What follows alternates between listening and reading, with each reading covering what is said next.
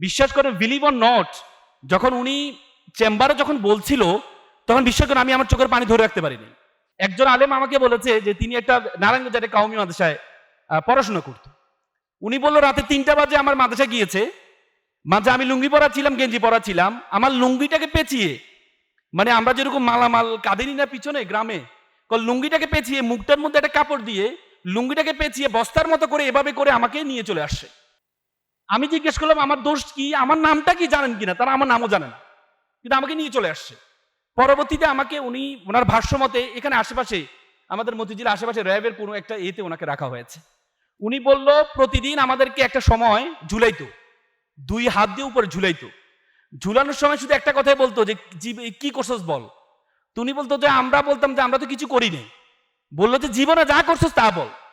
জীবনে কি করছি, মানে আপনারা অনেকের হাসি আসছে, কিন্তু বিশ্বাস করেন, বিলিভ অর নট, যখন উনি চেম্বারে যখন বলছিল তখন বিশ্বাস করেন আমি আমার চোখের পানি ধরে রাখতে পারিনি। বললো যে জীবনে যা করছস তা বল, তুই জীবনে যা করছস। তো ওনারা চিন্তা করলো যে যতক্ষণ না বলবো ততক্ষণ পর্যন্ত মাইর খাবো, বরং আমরা বলি। তখন বলতো যে আমি ছোটবেলায় এটা করছি সেটা করছি, এর মধ্যে কথা তো শেষ হয়ে যেত। কথা তারপরে মানে 3টা থেকে ভোর 6টা পর্যন্ত ওনাদেরকে এভাবে ঝুলিয়ে মারতো।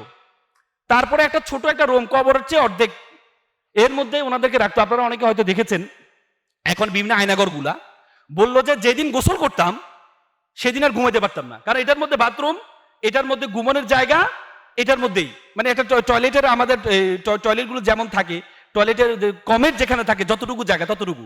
বিশ্বাস করেন গোসল করতাম না, কারণ হচ্ছে আমরা যদি অসুস্থ হয়ে যেতাম, মানে ওনারা বিভিন্ন রোগে আক্রান্ত হতো, যদি অসুস্থ হয়ে যেতাম কখনো বলতাম না। কেন বলতো না? বলতে আমরা যদি বলতাম যে অসুস্থ হয়ে গিয়েছি, তাহলে আমাদেরকে, আমাদের সাথে যারা সহপাঠী আছে, আমরা তো সবসময় চোখ বাঁধা থাকতো, কিন্তু আমরা ইশারা কথা বলতাম, পাশের সেলের সাথে কথা বলতাম। তারপর পুলিশকে আইডেন্টিফাই কিভাবে করতাম, পুলিশের পারফিউম দেখে আমরা বলতাম অমুক পারফিউম, মানে অমুক গ্রানের লোক। মানে পুলিশকে তো আমরা দেখতাম না কে আসতো, মানে আইন শৃঙ্খলা বাহিনী কে আসতো আমরা তো দেখতাম না, আমরা শুধু বলতাম যে অমুক গ্রানের, মানে এটা বলতাম, মানে পুলিশকে এভাবে আইডেন্টিফাই করতো। তো ওনারা বলতো যে আমাদেরকে, পুলিশরা দেখে আমরা জিজ্ঞেস করতাম যে ভাই আমাদের দোষটা কি, বা আমাদেরকে ধরে নিয়ে আসছে আমাদের দোষটা কি। বলতো তোদের কোনো দোষ নেই, আমাদেরকে একটা কোটা দেওয়া হয়, এতজনকে আটকাইতে হবে, আয়নাগরে এতজনকে রাখতে হবে, আমাদের একটা কোটা দেওয়া হয়, কোটাটা পূরণ করার জন্য তোদেরকে বিভিন্ন জায়গা থেকে নিয়ে আসতাম। বিশ্বাস করেন ওনারা বললো আমরা যখন অসুস্থ হতাম, অসুস্থ দেখাইতাম না। কেন দেখাইতাম না? কারণ আমরা দেখেছি আমাদের পাশের সেল থেকে যারা অসুস্থ হয়ে যেত, এদেরকে তো হসপিটালে নেওয়ার সুযোগ নেই, এদেরকে কি করতো, বিভিন্ন জায়গায় জঙ্গি নাটক করতো, নাটক হইতো। আমরা দেখতাম যে আওয়ামী লীগ আমলে বিভিন্ন জায়গায় জঙ্গি নাটক হইতো, আমরা দেখতাম যে অমুক জায়গায় জঙ্গি ধরেছে, 3 জনকে ক্রস পাই দেওয়া হয়েছে, এই গোলাগুলিতে এতজন আহত, এতজন নিহত হয়েছে। যারা অসুস্থ হইতো তাদেরকে জঙ্গি নাটক করে ওখানে তাদেরকে মেরে ফেলা হইতো। তো এই জন্য আমরা দেখতাম যেহেতু যদি বলি আমি অসুস্থ তাহলে তো আমাকে মেরে ফেলবে, এ ভয় বিশ্বাস করেন আমরা কখনো বলতাম না আমরা অসুস্থ হয়েছি, আমরা কখনো বলতাম না। মানে তারা যে একটা ট্রমার মধ্যে ছিল, কি ভয়ঙ্কর ট্রমার মধ্যে ছিল আপনি চিন্তা করতে পারবেন না। এভাবে তাদেরকে নির্যাতন করা হয়েছে দিন কি রাত, এবার 6 মাস 7 মাস। এরপরে তাদেরকে বলতো যে তোদেরকে 1 সপ্তাহে তোদেরকে কোর্টে উঠাবো, 6 মাস 7 মাস পরে, যে তোরা অমুক অমুক আলেমের নাম বলবি, 164 দিবি, বলি যে অমুকের আলেমের বক্তৃতা আমি ইন্সপিরেশন পেয়ে আমি জঙ্গিতে জয়েন করেছি অমুকের। কারণ ওনারা সন্ত্রাস বিরোধী আইনে, আমাদের সন্ত্রাস যে আইনটা আছে সে আইনে কিছু নির্দিষ্ট দলের নাম তৈরি করেছে যারা নিষিদ্ধ। তো সুতরাং বলতো যে আমরা ওই নিষিদ্ধ ঘোষিত সংগঠনের কিভাবে জয়েন করেছি, অমুক আলেমের হয়ে আমরা ইন্সপিরেশন পেয়ে, তার বক্তব্য ইন্সপিরেশন পেয়ে। তো 164 এর মাধ্যমে তখন এই যে তার তথ্য আলোকে ওই আলেমকে পরে আসামি করা হইতো। এভাবে করে করে করে করে 18 বছর গুম করা হয়েছে। সুতরাং আপনারা আজকে যে গুম অধ্যাদেশটা বাতিল হলো, আমরা 5 আগস্টের পরে আমরা আলেমরা আমরা দেখেছি প্রচুর আলেম জীবন দিয়েছে।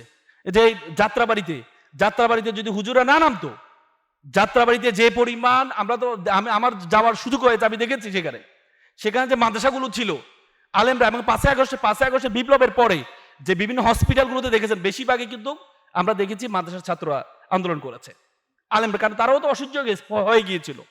তো সুতরাং আজকে গুম অধ্যাদেশ যেটা হয়েছে, আপনারা দেখেন আমাদের সরকার গুম অধ্যাদেশের বাতিলের পিছনে কিছু কারণ পেশ করলেন।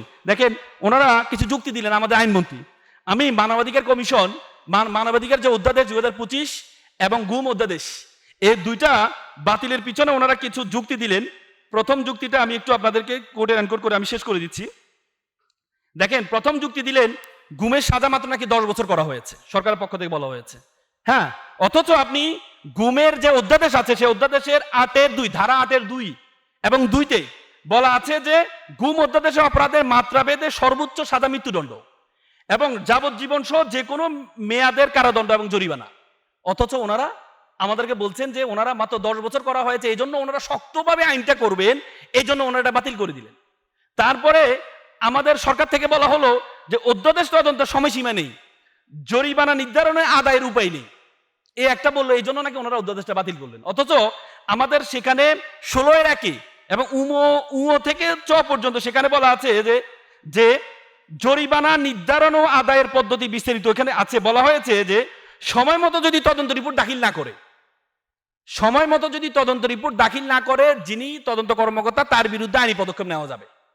অথচ ওনারা বলেছেন যে সময়সীমা নাকি নির্ধারণ করা নেই, সময়সীমা নির্ধারণ না করলে এটা লেন্দি হবে, ডিলে জাস্টিস ডিনাই জাস্টিস, মানে যদি জাস্টিসটা ডিলে হয় তাহলে ডিনাইড হবে, এই জন্য ওরা বাতিল করে দিলেন। এরপরে ওনারা বললেন যে আইসিটি আইনে, আইসিটি অ্যাক্ট আমাদের যেটা আছে সে আইসিটি অ্যাক্টের মধ্যে গুম অধ্যাদেশের গুমের ব্যাপারে সেখানে কি আছে, সাজা আছে, এজন্য এটা আইসিটি অ্যাক্টের সাথে সাংঘর্ষিক হবে।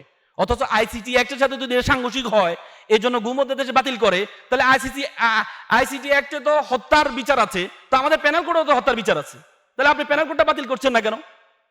আইসিটি অ্যাক্টে যদি গুমের বিচার আছে এজন্য গুম অধ্যাদেশ আদেশটা বাতিল হবে, অধ্যাদেশটা বাতিল হবে, তাহলে আমাদের যে পেনাল কোডেও তো হত্যার মার্ডারের 302 মার্ডারের বিচার আছে, তাহলে পেনাল কোড বাতিল হয়ে যাবে না? এটা তো স্পেশাল অ্যাক্ট। আপনি আইসিটি অ্যাক্টের দেখেন, আইসিটি অ্যাক্টের গুমের বিচার কোনগুলো হবে জানেন? যেগুলো গণহারে গুম হবে। পার্সোনাল কেউ যদি গুম হয় সেটা আইসিটি অ্যাক্টের মামলা হবে না, গণহারে হত্যা এবং গণহারে গুম হলে সেটা আইসিটি অ্যাক্টে হবে।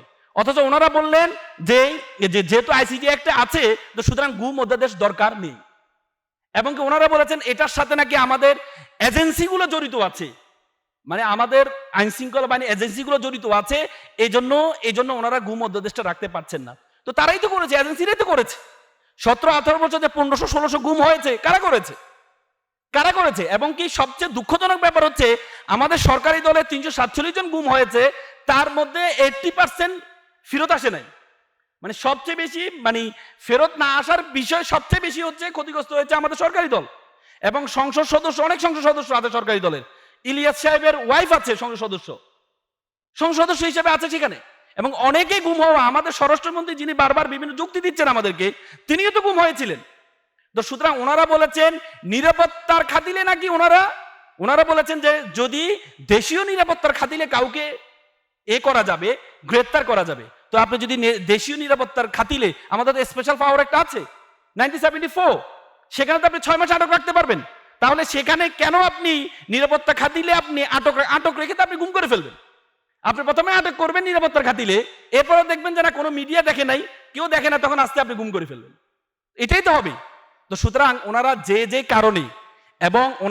যে কারণে ওনারা বলছেন মানবাধিকার কমিশন মানবাধিকার অধ্যাদেশটা বাতিল করলেন, কারণ এটা নাকি কোনো মন্ত্রণালয়ের অধীনে না। তো যদি মন্ত্রণালয় অধীনে হয় তাহলে তো এটা আবার নির্বাহী বিভাগের অধীনে চলে যাবে।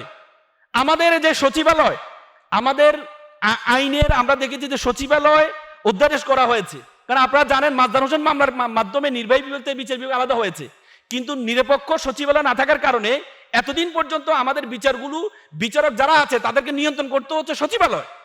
পরবর্তী আমাদের সরকারের 31 দফায় তারা বলেছেন তারা সচিবালয়, নিরপেক্ষ সচিবালয় করবেন, এবং কি বেগম জিয়ার 2030 যে ভিশন, সেই ভিশনে বলেছেন উনি বিচার সচিবালয় করবেন, এই সুপ্রিম কোর্টে আলাদা সচিবালয় করবেন, এবং কি ইশতেহার, সরকারের সর্বশেষ যে ইশতেহার আছে সেই ইশতেহারও বলেছেন, এবং কি ওনারা যে নোট অফ ডিসেন্ট দিয়েছেন জুলাই সনদে, সেই নোট অফ ডিসেন্ট সচিবালয়ের ক্ষেত্রে দেন নাই।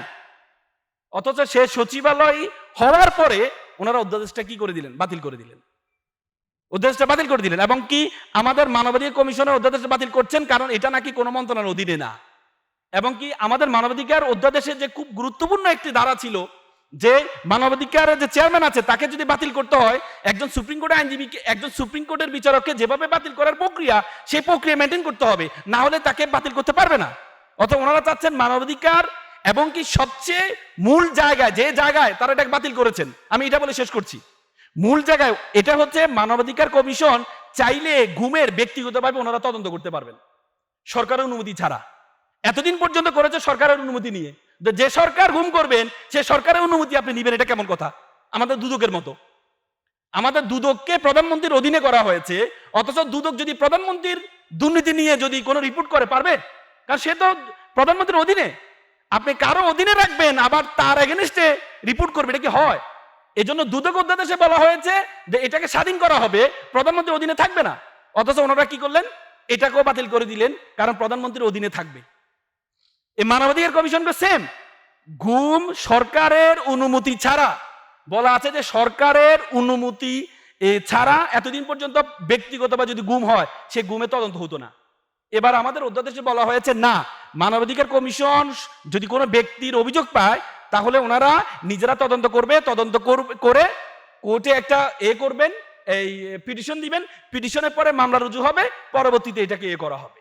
কিন্তু এটাও ওনারা বাতিল করে দিলেন, কারণ ওনারা চান না সরকারের অনুমতি ছাড়া কেউ কি করুক, ঘুমের করুক। সুতরাং এটা আমাদের জন্য খুবই দুঃখজনক। আমরা মনে করি একসাথে 17-18 বছর আমাদের যে সরকার, বর্তমান সরকার নির্যাতিত হয়েছে, আমাদের প্রধানমন্ত্রী নিজেও নির্যাতিত হয়েছেন, দেশে ছিলেন না উনি। এবং কি আমরা দেখেছি এ পর্যন্ত যত অত্যাচার নির্যাতন সহ্য হয়েছে করেছে। তো সুতরাং আমরা মনে করি এই সরকারের শুভ বুদ্ধির উদয় হবে, এবং আমরা 2/3 মেজরিটি নিয়ে সবচেয়ে বড় অ্যালার্মিং।